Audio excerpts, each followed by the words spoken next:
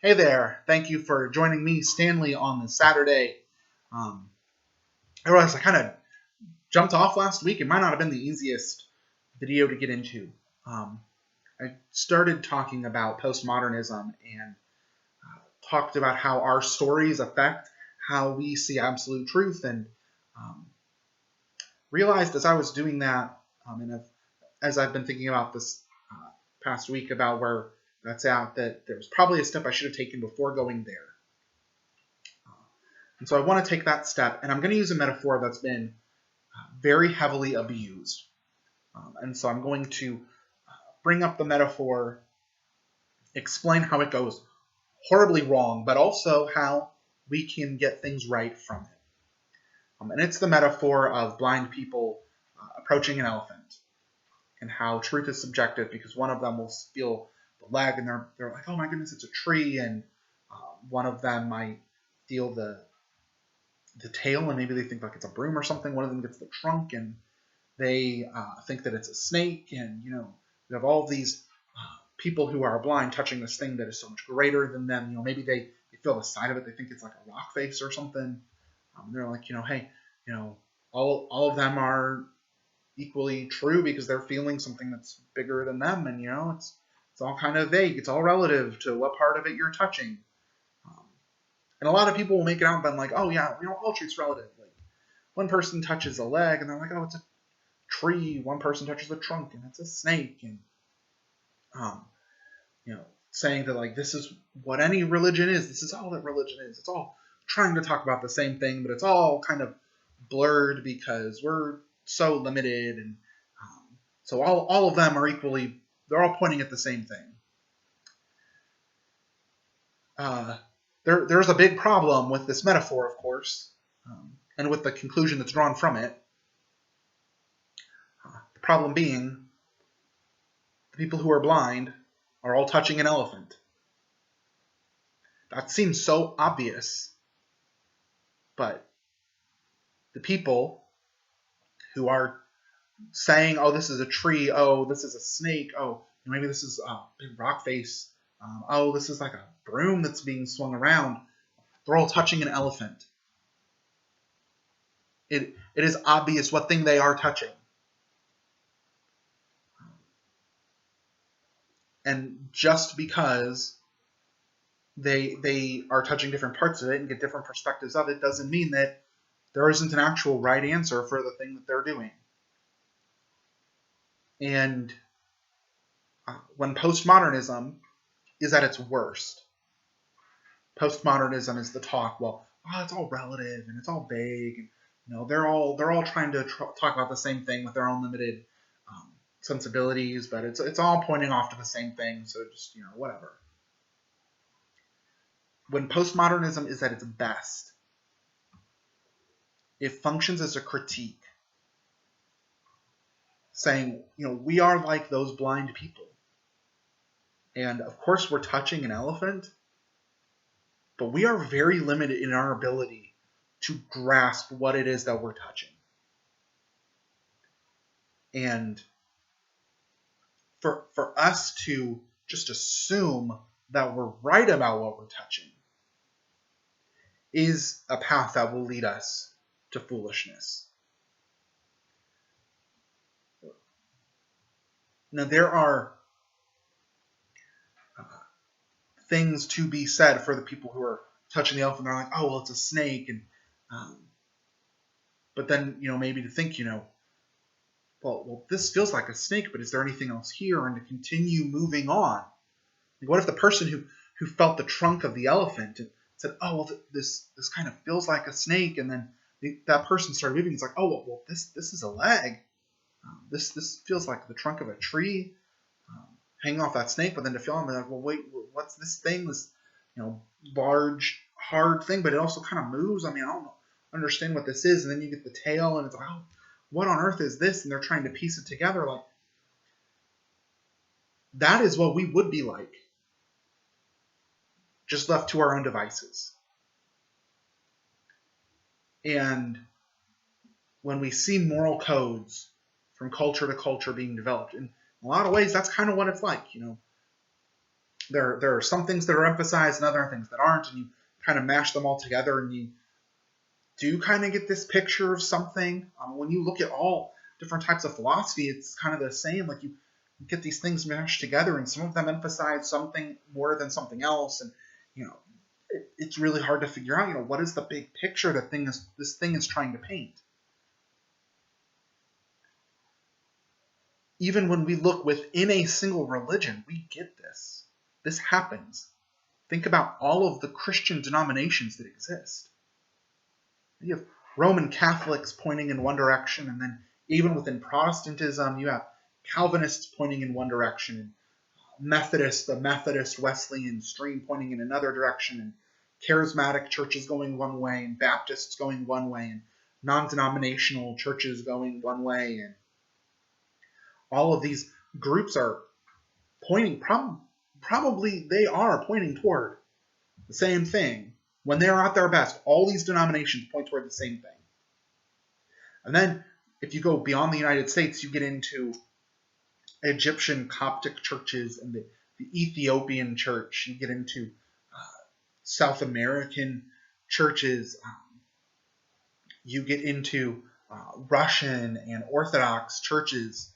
And these denominations look very different.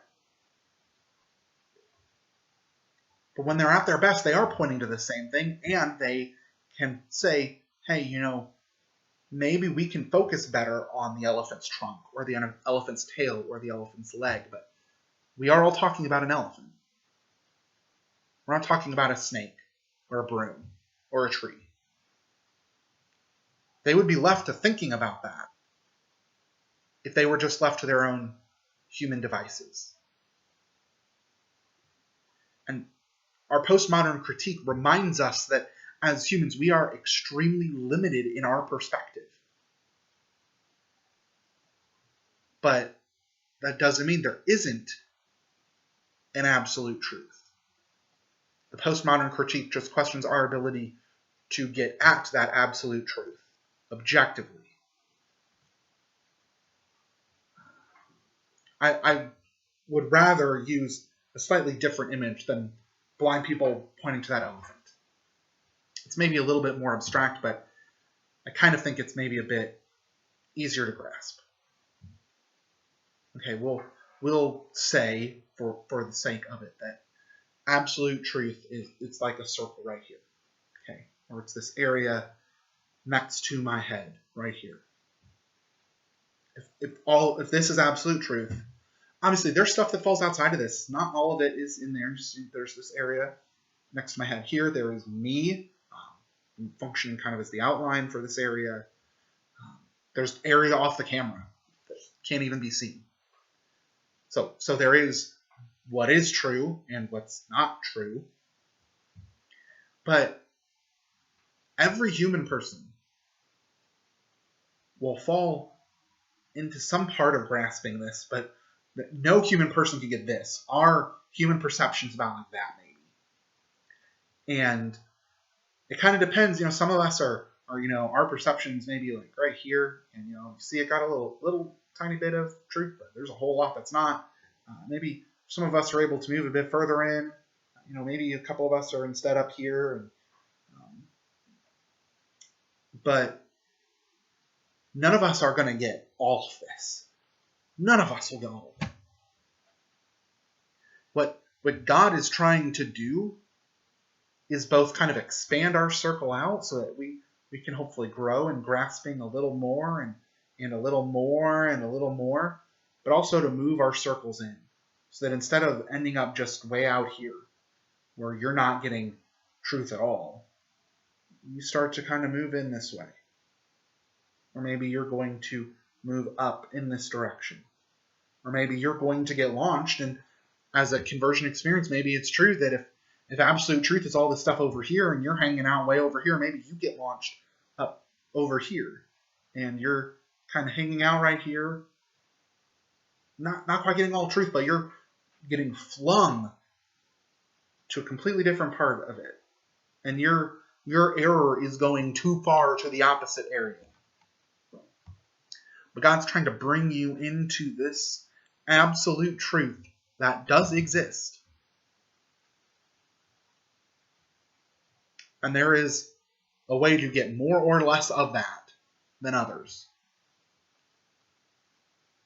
But left to our own devices, we're never going to find this. We're never going to enter into it. Left to our own devices, the best we can do is hopefully catch a tiny sliver of it. And some of the greatest philosophers, some of the greatest scientists in our day now, a number of the people who you think of when you're thinking of scientists, like Bill Nye the Science Guy, who's not one of the greatest scientists of our age, but did bring science and popularized it to many people, or the Neil deGrasse Tysons, Stephen Hawking's. These people, they do have a grasp on a scientific truth, on some piece of truth, and that truth is here too. God doesn't reject truth just because of the field it comes from. But just because Neil deGrasse Tyson might have a good understanding of scientific truth doesn't mean he has a grasp of who God is and of philosophical truth. This is something that postmodernism tells us we should expect to be true. And our ability to enter into this truth and where we're at trying to find this truth gets swayed by different things. Last week I brought up our particular stories and experiences. In the coming weeks we'll look at a few of the other things that color our perception of truth. But this week I wanted to kind of bring up the kind of overriding assumption of postmodernism. And that overriding assumption of postmodernism is that if there is an absolute truth, and postmodernism does debate that, but if there is an absolute truth, humans cannot perfectly grasp that. It is so far beyond us. As Christians, that should come as no surprise. Because as Christians, we claim to believe in a God whose thoughts are far higher than our thoughts and whose ways are far higher than our ways. We claim to believe in a God who is so far beyond us. It shouldn't surprise us to hear that God is beyond us and to hear that God's truth is beyond us.